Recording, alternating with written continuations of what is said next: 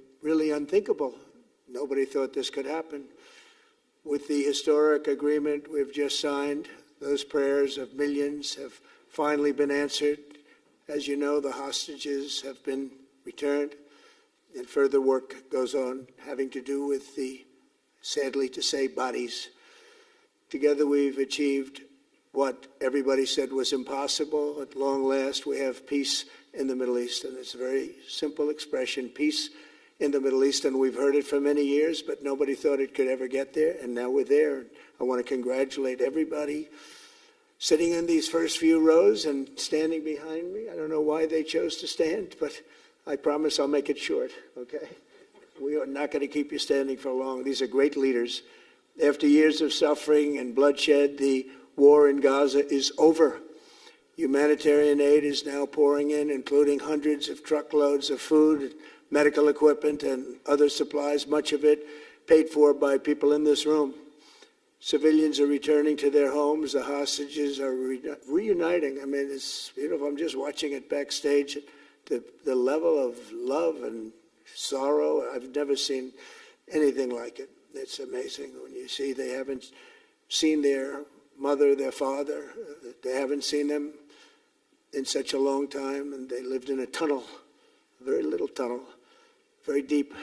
And the level of love is just incredible. It's a beautiful thing to see. It's, in one sense, it's so horrible that it could have taken place, but in another sense, it's so beautiful to see. A new and beautiful day is rising, and now the rebuilding begins. The rebuilding is maybe going to be the easiest part. I think we've done a lot of the hardest part, because the rest comes together. We all know how to rebuild, and we know how to build better than anybody in the world. I want to express my tremendous gratitude to the Arab and Muslim nations who helped make this incredible breakthrough possible. And you really did.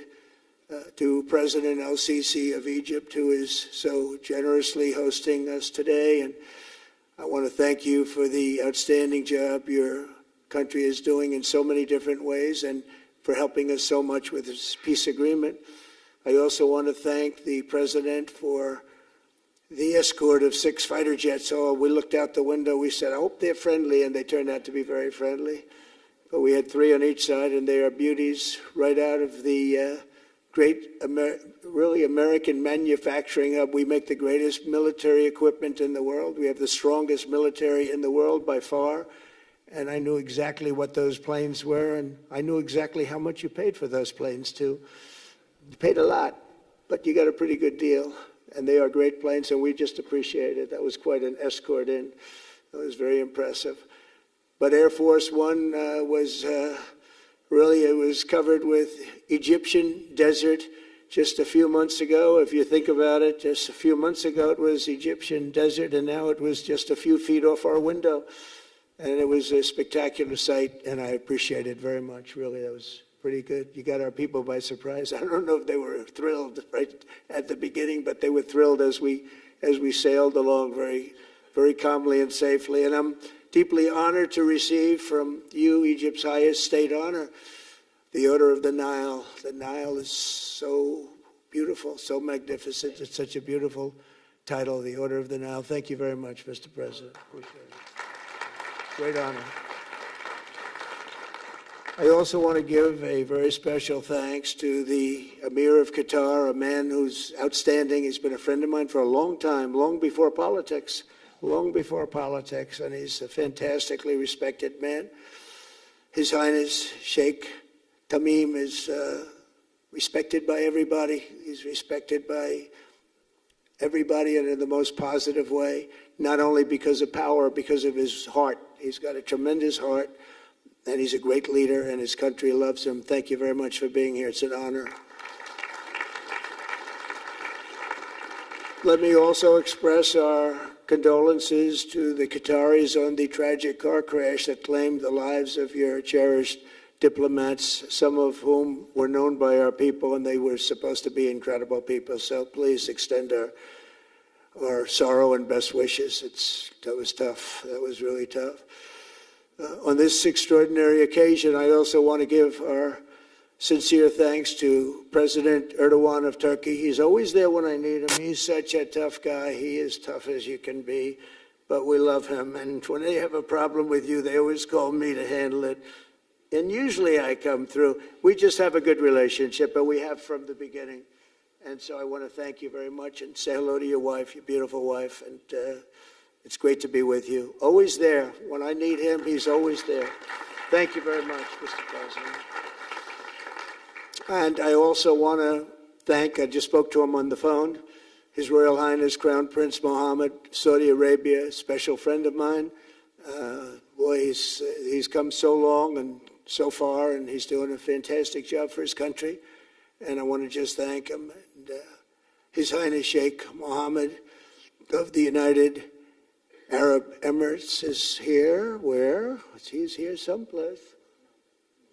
Well, he's not here. But he's here in spirit, I can tell you that. And he's been another one. He's been absolutely incredible, and we appreciate it very much.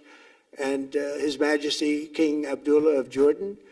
And thank you very much, King Abdul of Jordan. He's here. Thank you.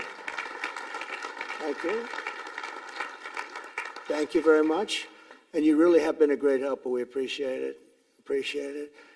Prime Minister Sharif of Pakistan, and also I have to say my favorite field marshal from Pakistan, who's not here, but the Prime Minister is here, and you're going to give his regards. Where are you? There you go. Thank you very much. Do you want to say what you said to me the other day? Come, would you like to say what you said the other day? I think it was so nice. Please. Thank you very much, my dear President Trump, my dear brother President Fath el-Sisi of Egypt,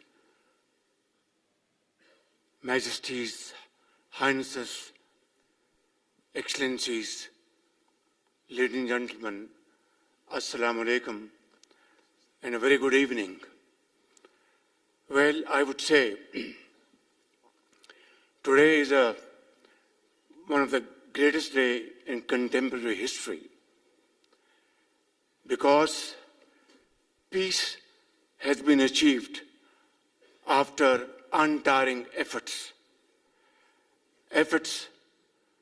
led by President Trump, who is genuinely a man of peace, who has relentlessly and untiringly worked throughout these months, day in and day out, to make this world a place to live with peace and prosperity.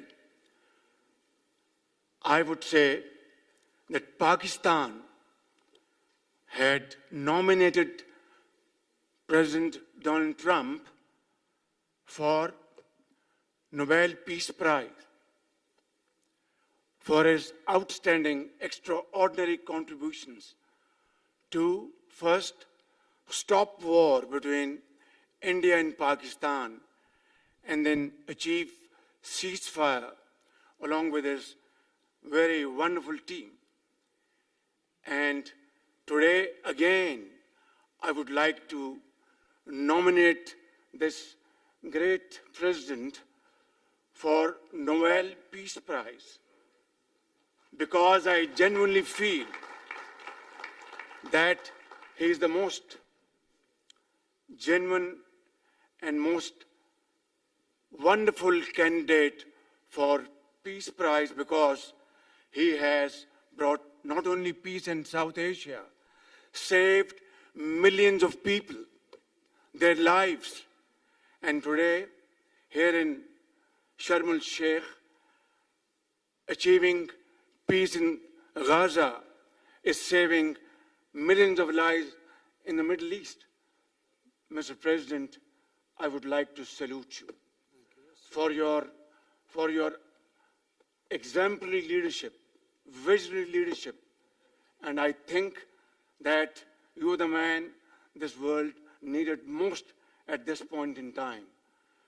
World would always remember you as a man who did everything, went out of the way to stop 7 and today 8 wars.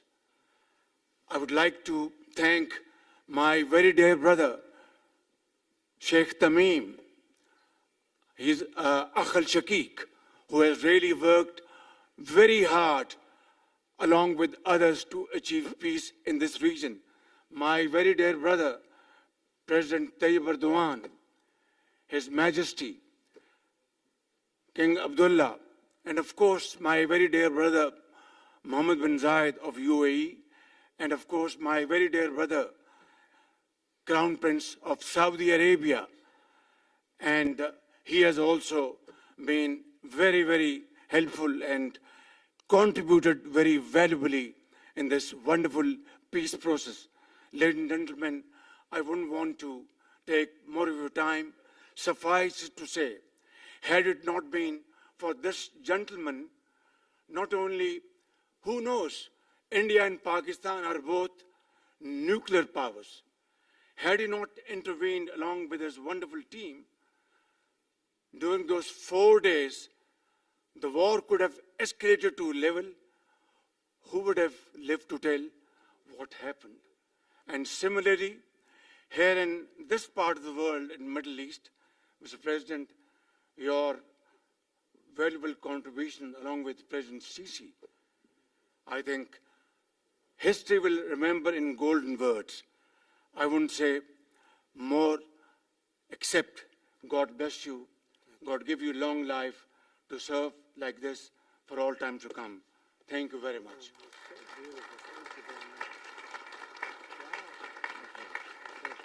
Very kind. Wow, I didn't expect that. Let's go home. There's nothing more I have to say. Goodbye, everybody. That was really beautiful and beautifully delivered. Wow, thank you very much. Also with us is President Prabowo, a very incredible man, of Indonesia. President, come in.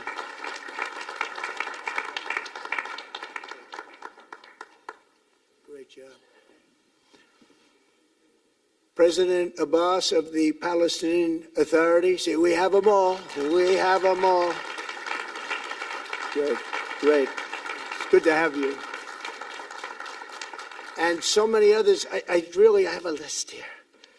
This first 3 rows and what's standing behind me, I don't know why they chose to stand, but that's there. They're going to be very famous tomorrow, all of them.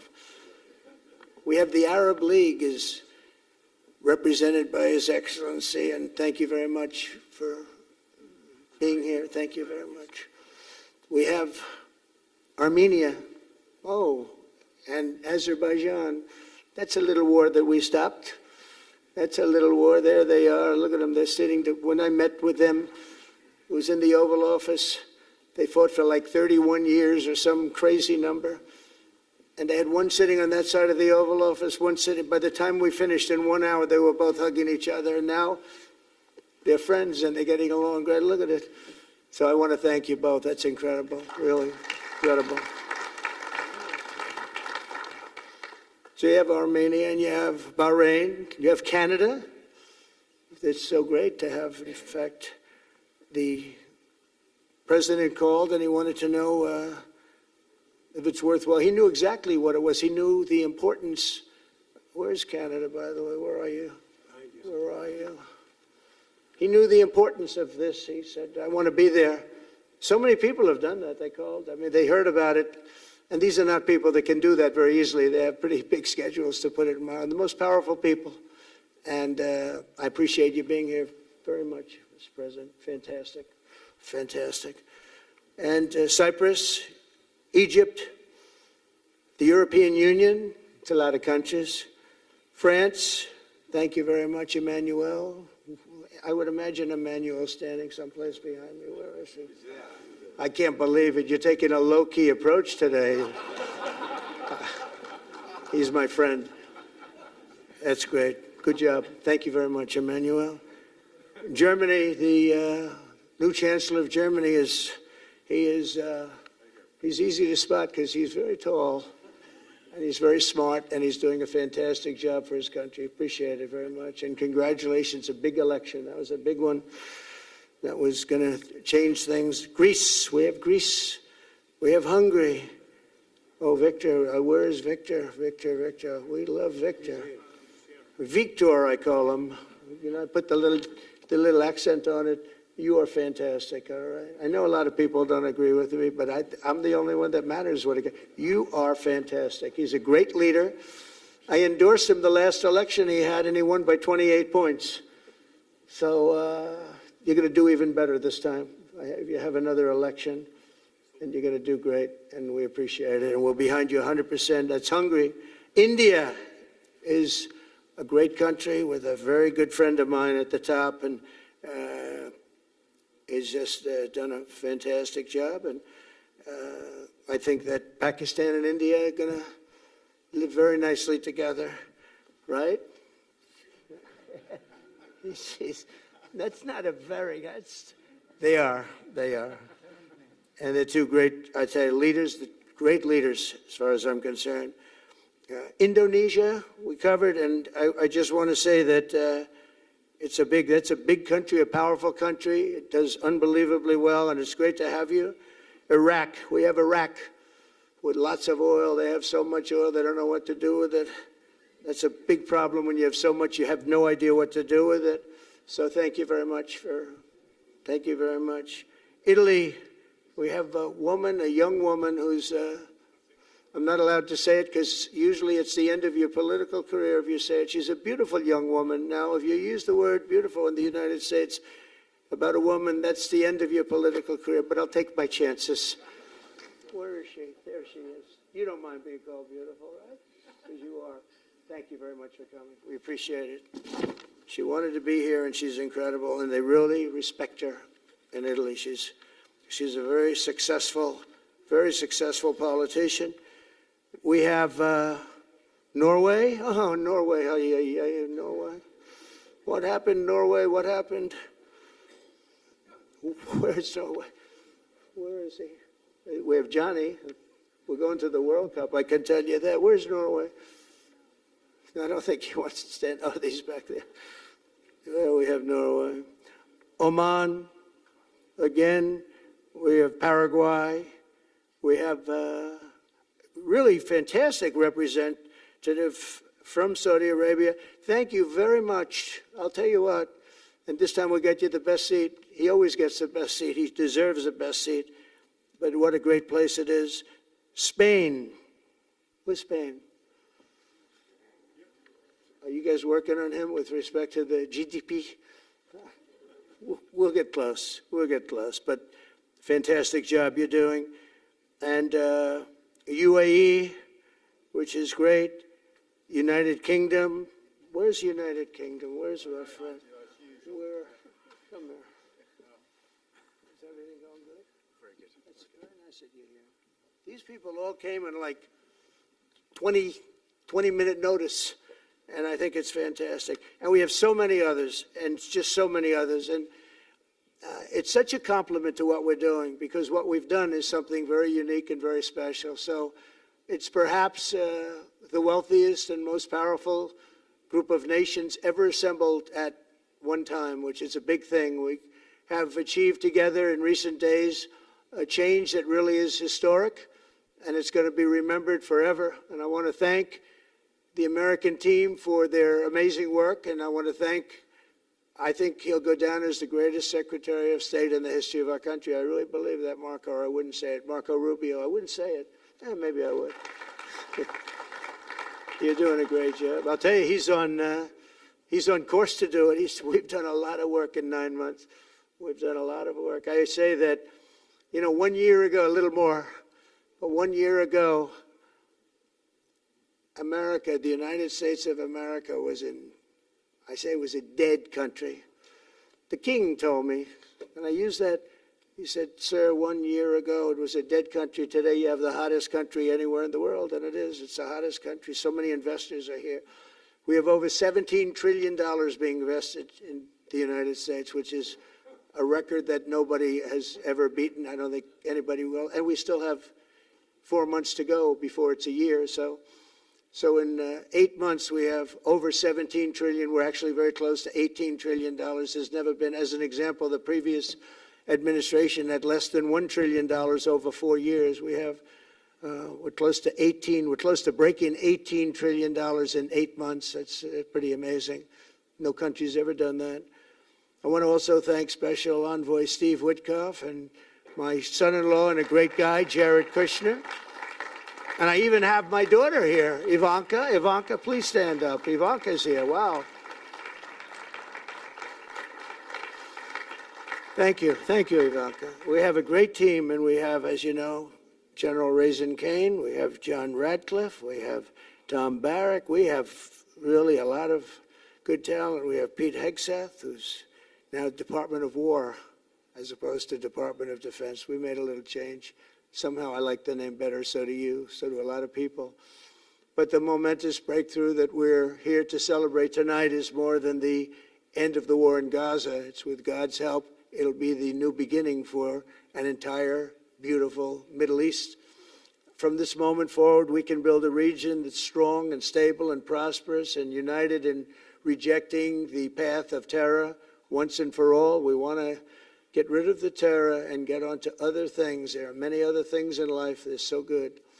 The final sprint to this deal began less than 3 weeks ago on the sidelines of the United Nations in New York. I met with many of the people in this room, and it all just started coming together. I've known so many of you for so long. You're friends of mine. You're great people. I have a couple I don't like in particular, but I won't tell you who. I have actually a few of them I don't like at all, but you'll never find out who they are. Well, maybe you will, come to think of it. But I have most of you who I like a lot, and I respect a lot. Maybe that's more important. We listened, and we exchanged ideas, and we kept pushing forward until the job was done, and the first steps to peace are always the hardest. And today we've taken them, and we've put them all together, and we've come up with this beautiful mix like nobody thought was possible. And as you know, I've just come from Israel. It was an amazing day to watch the hostages come in, and to watch all of the other things and do all of the other things that we did. And like all of us here this evening, the Israeli people are overjoyed that the war has ended. Many of you have had dancing in the streets. They had dancing in the streets. And they've been dancing for weeks now once they heard about this and they heard that it was even a possibility.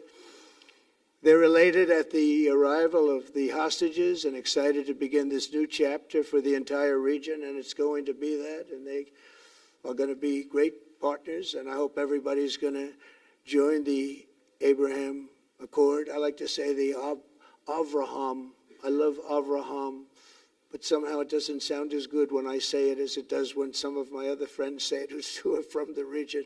But we're going to get a lot of people joining the Abraham Accords. We have the 4 great nations that did it early on, and they stayed with it. And then you had the Biden administration, which is the worst administration in the history of our country, and obviously they did nothing on that and anything else. And so it stayed at 4, and now a lot of people, even today, they're talking about all joining up. So many people have talked to me about that, and it's going to be a great tribute to really the United States. I mean, the United States has worked very hard in the Middle East, so it would be a tribute to us and to Jared and to Steve and to all of the people, Marco, all of the people that have worked so hard on that.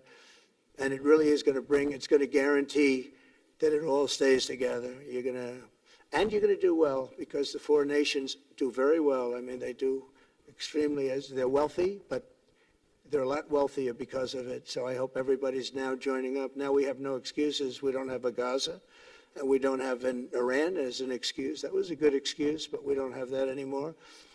All the momentum now is toward a great, glorious, and lasting peace.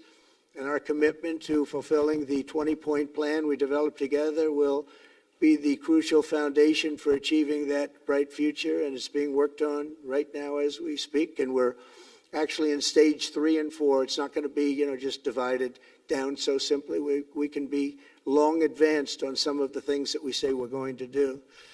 We can take them out of order in a positive way. And we've shown how it can be done with responsible nations like the people in this room, these incredible people in this room, setting aside their differences, seeking common ground, and pursuing a better world for all of us. In that spirit's my dream that we all get together and enjoy our life. And we're going to put some of you on the Board of Peace. Everybody wants to be on the Board of Peace. They said, would you be the chairman? I say, I'm pretty busy too.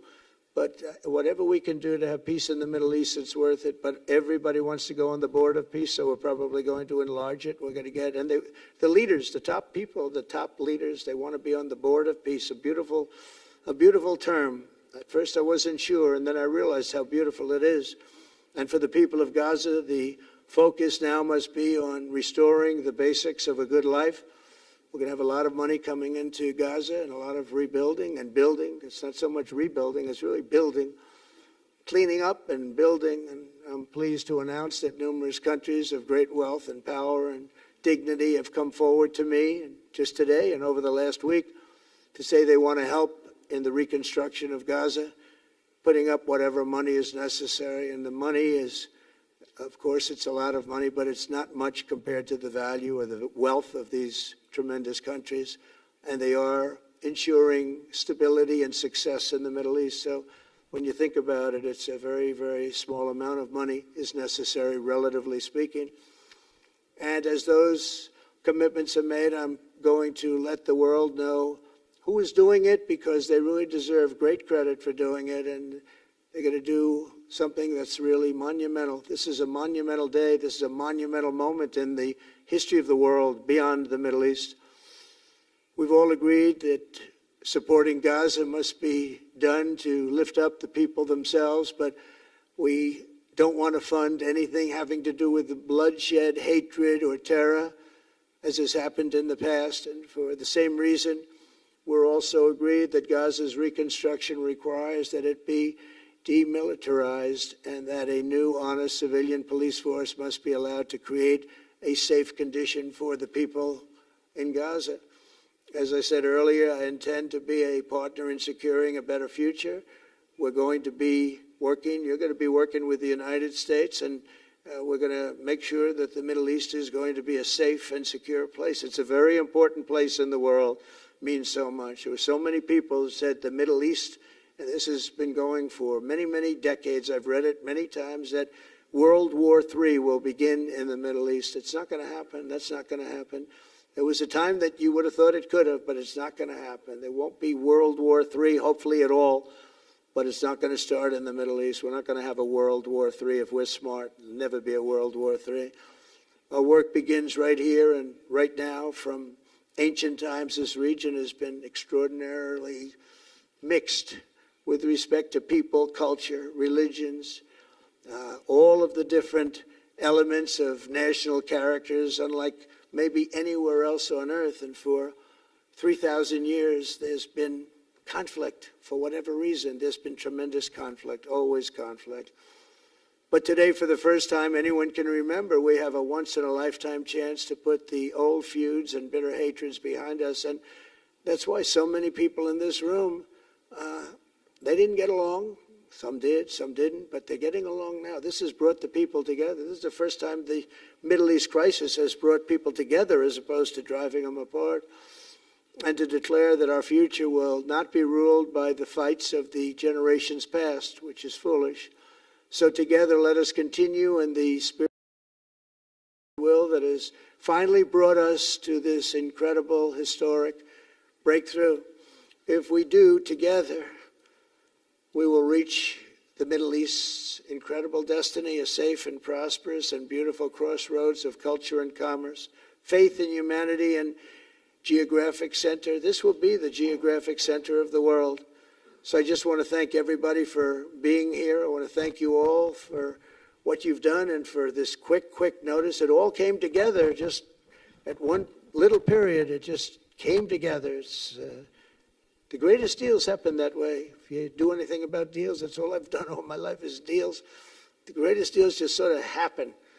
And that's what happened right here. And maybe this is going to be the greatest deal of them all, not just nation building, not just having to do with this or the political whims. This will be maybe the greatest deal of them all, period.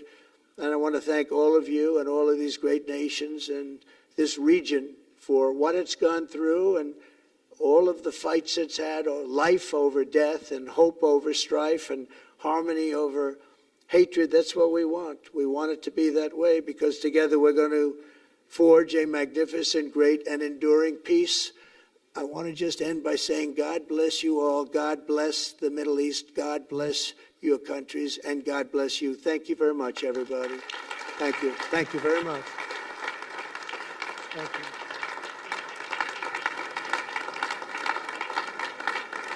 Thank you very much. So if we could ask the media to leave, and we're going to have a little conversation with all of these great leaders, which will take 5 minutes, and we'll just talk for a couple of minutes. But if we could ask the media to leave, would be great. Thank you very much.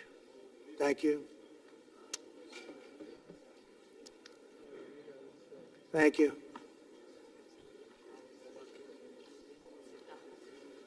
Thanks. See you going back? I'll go back.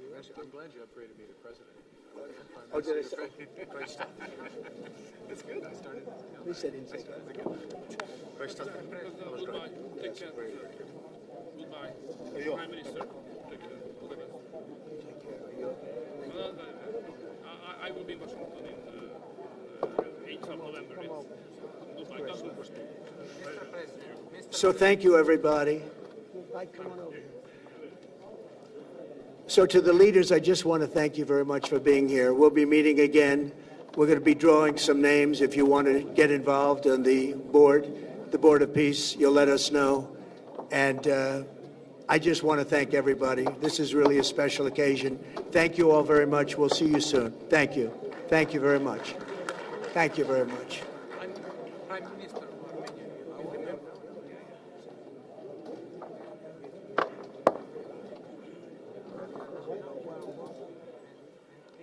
Thanks to you. God bless you. And now, Mr. President, I'd like to support what the